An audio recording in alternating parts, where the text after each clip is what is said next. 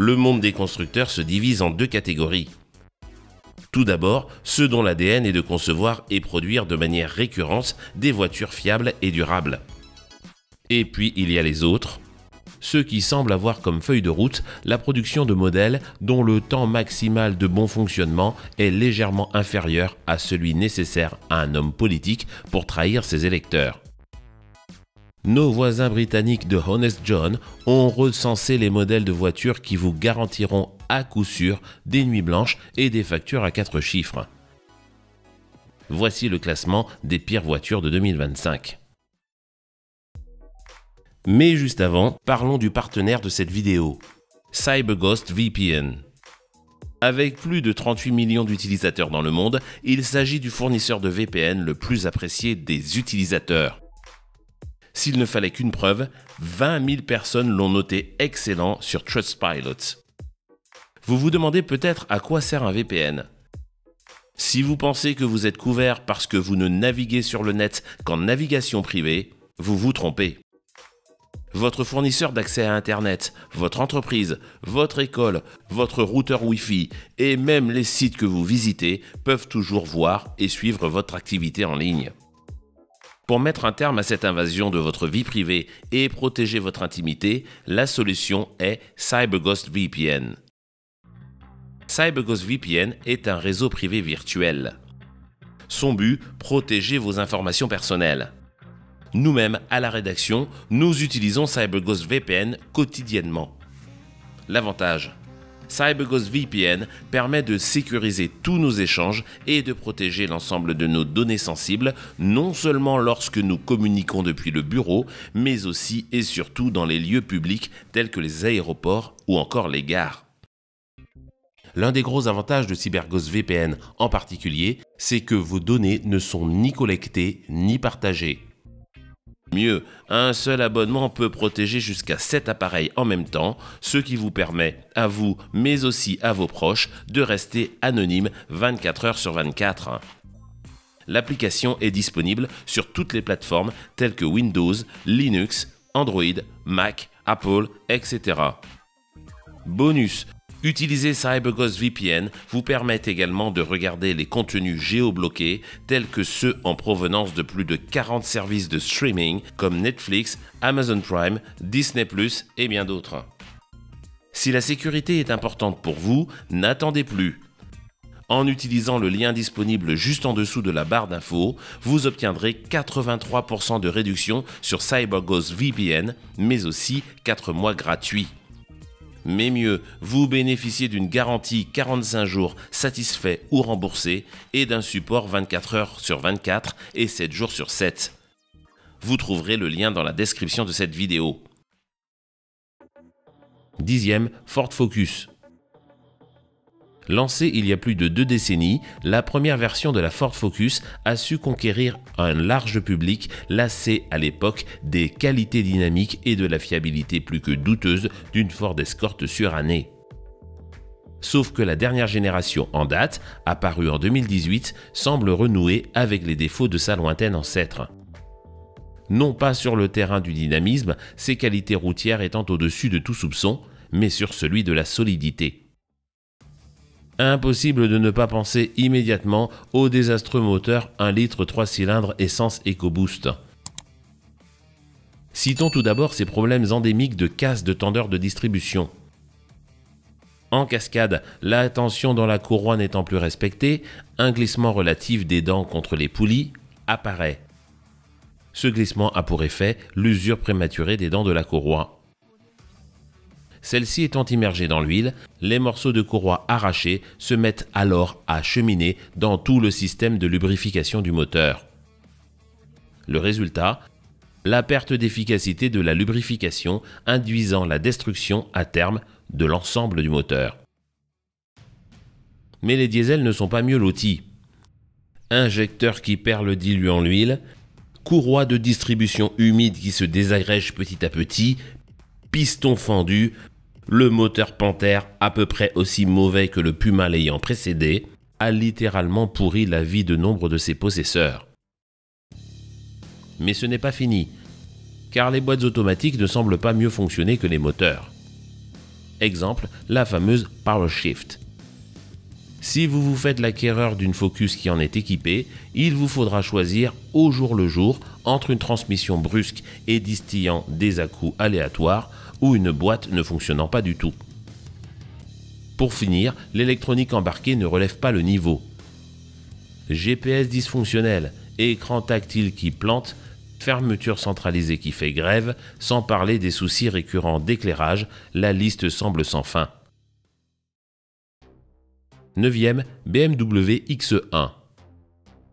Chez BMW, on aime vendre du premium à grands coups de slogans vantant le plaisir de conduite censé être procuré par les produits en provenance de Munich. Seulement voilà, du côté de la fiabilité, le constructeur aime bien moins d'Isère. Et pour cause. Exemple, la dernière génération de X1. Premier problème relevé. La boîte automatique ZF à 8 rapports a fait suer nombre de possesseurs de X1. Capricieuse à l'usage, elle multiplie les à-coups, les passages de vitesse saccadés et les mises en sécurité intempestives. Les moteurs, pourtant spécificité du constructeur bavarois, ne font pas beaucoup mieux. Tout d'abord, du côté des essences, la consommation d'huile est souvent excessive. Les 1800 et 2 litres diesel sont également à la peine. Injecteur fragile, turbo qui lâche sans prévenir, problème de GR, calamine envahissante, les problèmes et tracasseries sont légion. Pour finir, l'électronique embarquée semble avoir été programmée pour tomber en panne dès la fin de la garantie. En cause, les capteurs de stationnement, les écrans multimédia et les systèmes d'aide à la conduite. 8e, Opel Astra. Berline compacte au vague nom de margarine, l'Astra a longtemps été l'archétype de la voiture fonctionnelle et sans histoire. Et comme toutes les productions d'Opel, elle a séduit au fil des ans des millions de clients grâce à des tarifs très attractifs. Sauf que la génération 2015-2022 a bien du mal à perpétuer cette réputation. Les versions essence, équipées du moteur 1400 turbo, souffrent d'un refroidissement perfectible pouvant entraîner une surchauffe et des fuites de liquide de refroidissement. Les diesels ne sont pas épargnés, avec des soucis récurrents d'injection et d'embrayage. À cela s'ajoutent des soucis électroniques à répétition. Écran central qui se fige, démarrage capricieux avec le système keyless et panne récurrente des feux LED. Le tout avec une finition intérieure que ne renierait pas un enfant de 3 ans découvrant l'univers des Lego. Conclusion, si vous souhaitez réellement acquérir une Astra peu chère à l'achat et à l'usage, le choix du produit éponyme alternatif au beurre est finalement la meilleure des décisions, même s'il faut avouer que ses capacités en matière de déplacement de personnes restent discutables. 7e, Mercedes classe A. Ah, la classe A. Plus les années passent, plus la stratégie se confirme. Celle du restaurant étoilé qui vous sert à prix d'or des plats surgelés. Si ça en jette de l'extérieur, dès que l'on s'attarde en coulisses, c'est le drame. Commençons par les moteurs. Les diesels 180D et 200D souffrent périodiquement de pertes de puissance inexpliquées consécutives à des soucis d'injection récurrents. Passons aux transmissions. Les modèles équipés de la boîte automatique à double embrayage 7G DCT sont particulièrement touchés par des à-coups violents et des passages de rapport irréguliers. Quant à l'électronique, elle rappellera aux plus anciens le bon vieux temps de Windows 95. Tout d'abord le système MBUX et ses écrans tactiles semblent régulièrement victimes de bugs nécessitant un redémarrage complet du véhicule. Mais aussi les aides à la conduite ainsi que le système de navigation GPS ont la fâcheuse habitude de prendre leurs décisions au hasard. Déjà objectivement victime de son statut de Mercedes bas de gamme, la classe A le confirme malheureusement en termes de fiabilité. 6e, Peugeot 308. Émotion et mouvement. Quoiqu'en anglais dans le texte, Le slogan actuel de Peugeot s'accorde malheureusement bien mal avec la fiabilité de ses produits. Car s'il est vrai que la fonction principale d'une automobile, et en l'occurrence d'une Peugeot 308, est d'assurer la mise en mouvement de ses occupants, les chances que celle-ci soit correctement remplie sur le long terme sont effroyablement basses dès lors que l'on prononce le mot suivant, PureTech. Consommation d'huile délirante, courroie de distribution qui se dissout à vue d'œil dans l'huile, perte subite d'assistance au freinage, segmentation en vrac, ce petit moteur essence 3 cylindres est un vrai désastre. Mais les diesels ne font pas mieux.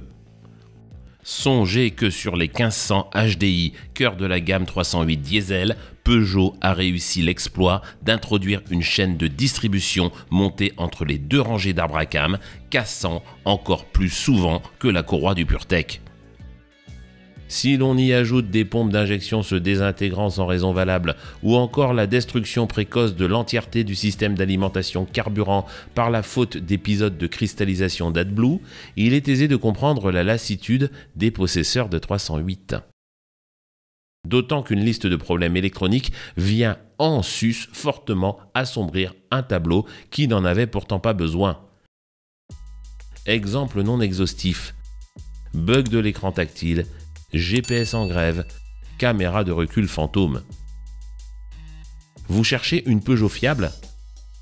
Notre conseil, remplacez le 3 par un 5 et le 8 par un 4.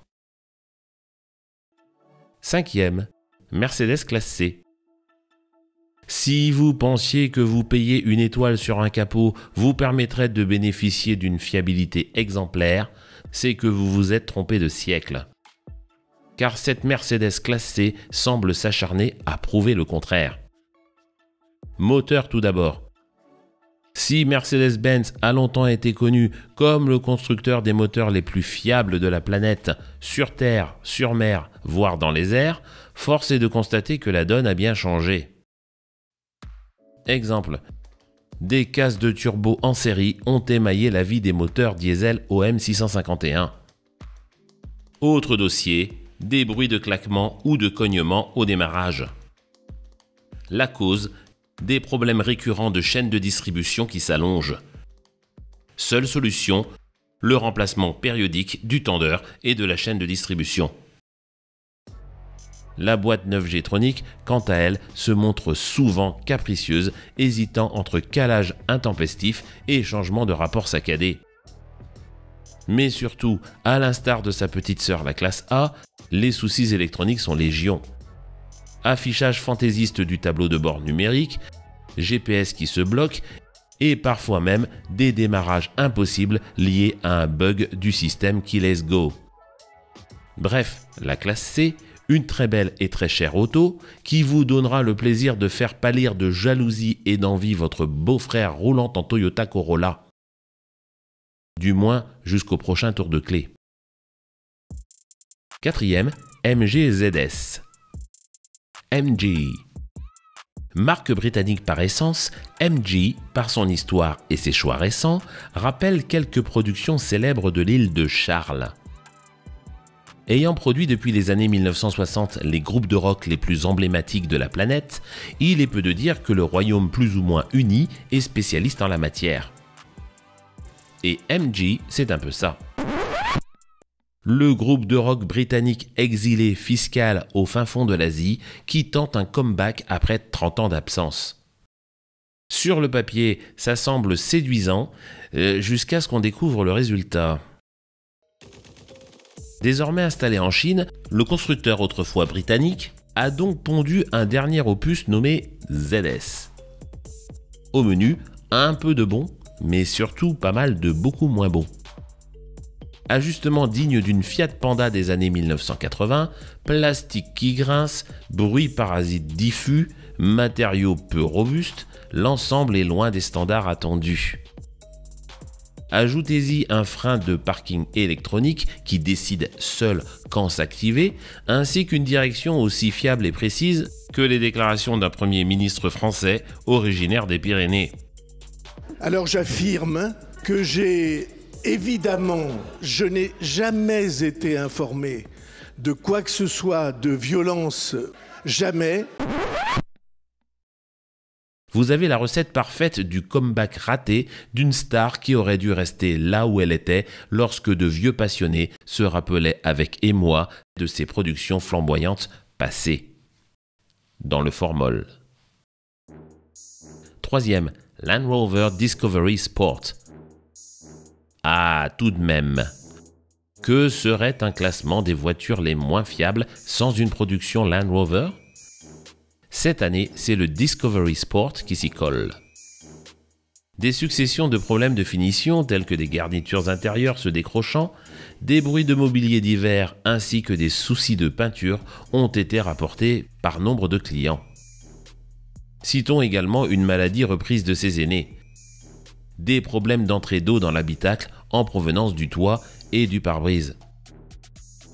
La climatisation s'est également fait remarquer par des dysfonctionnements, tandis que dans de plus rares cas, des boîtes de vitesse et des moteurs cassés, même à faible kilométrage, ont été rapportés. Les problèmes électriques et électroniques, tels que des voyants s'allumant sans raison, des informations en mémoire dans le système d'infotainment s'effaçant toutes seules, des problèmes de port USB ou des reboots inopinés de celui-ci ne sont pas rares non plus. Deuxième, Peugeot 3008. Au vu des montagnes de problèmes auxquels font face les propriétaires de Peugeot 308, il n'est en rien étonnant de retrouver sa version camionnette dans ce classement des pires oignons de l'année 2025. PureTech en vrac, Blue HDI dans le même état, le best-seller de Peugeot, tout comme la berline dont il est issu, adore autant vider les poches de ses propriétaires en frais de réparation que garnir les ateliers des concessionnaires et agents Peugeot.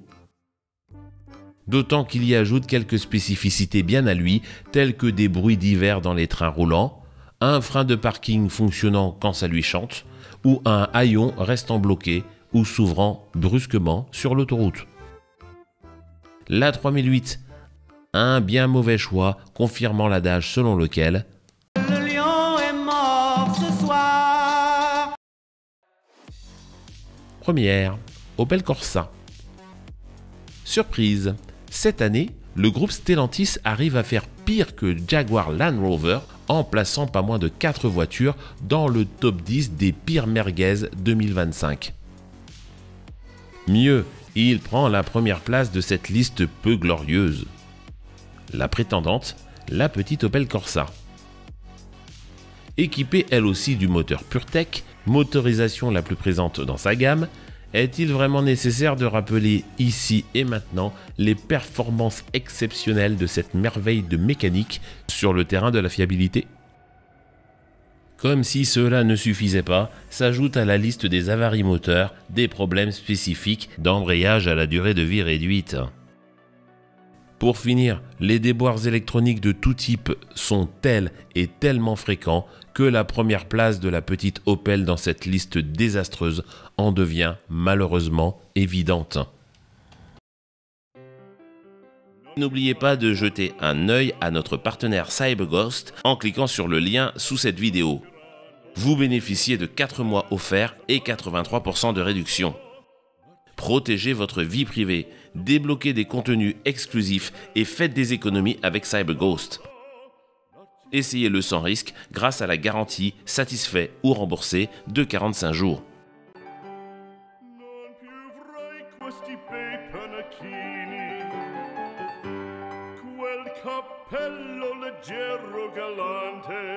Quella chioma, quell'aria brillante, quel vermiglio d'onesco color, quel